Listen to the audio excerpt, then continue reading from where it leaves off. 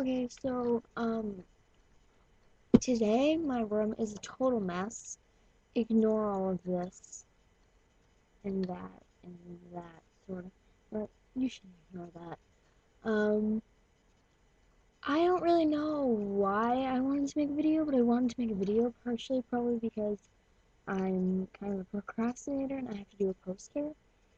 So this video, as you can probably tell by the title, is, a video on cool ideas for a poster. Basically, I have one idea that really stands out. When I think poster, I think cool or not cool. But I don't know. There's a lot of ways you can do a really boring poster, and I like making posters a little bit more fun. I've made 4 posters now. Well, this is my 4th poster that I've made like this. This isn't gonna be the best, obviously, but I kind of had like 2 days after school to do this. But let's get started. So the idea is to make a 3-dimensional poster, and I'll show you how that works now. So you kind of figure out what you want to do with it, and then you kind of make it all 3-dimensional. Wait, oh, that fell. This I'm not finished with. I'll show you this in a second. But so this poster is on the plague that hit Europe in the Middle Ages, at the end of the Middle Ages, should I say. It's kind of a before and after what life was like. And yeah, I know these people are like weird, but I'm not good at making 3-dimensional people. And you know what?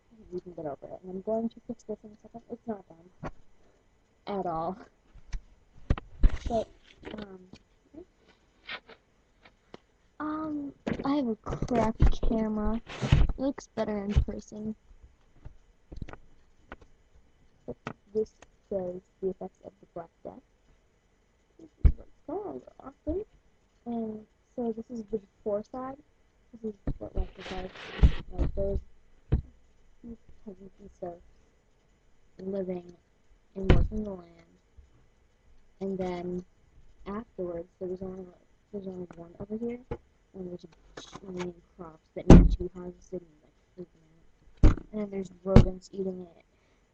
Yeah, I have a bunch of rats over here because that's how they believe that the plague was carried through fleas that lived in rats, and no one thought anything of the rats because they were so used to having them there.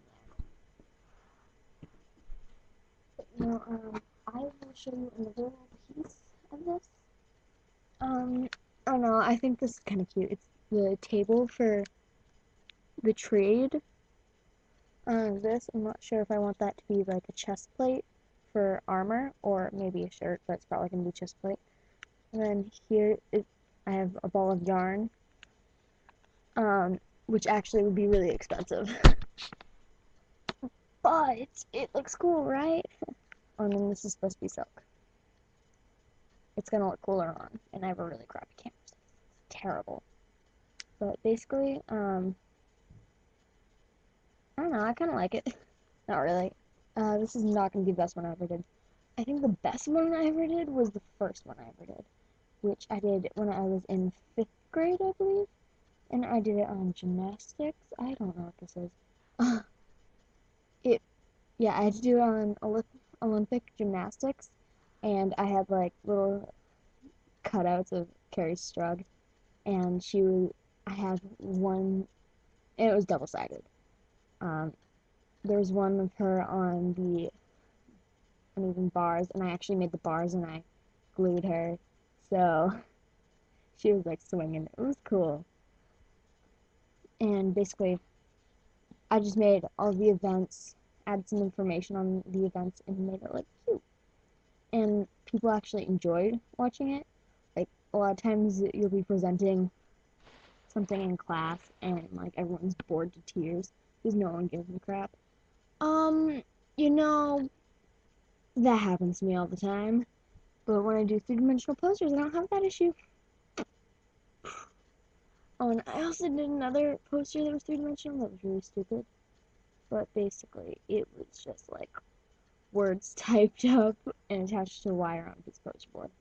Really not that great, but I did it like in one class period, which is like 45 minutes. And I had to deal with a bunch of people asking me to hot glue their pencils to things. Yeah, I don't know if there's a kids eraser.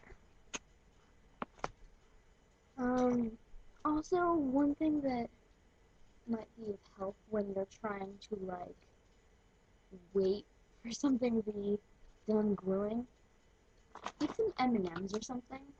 Trust me, it helps. I'm gonna go now. Peace. Stupid button.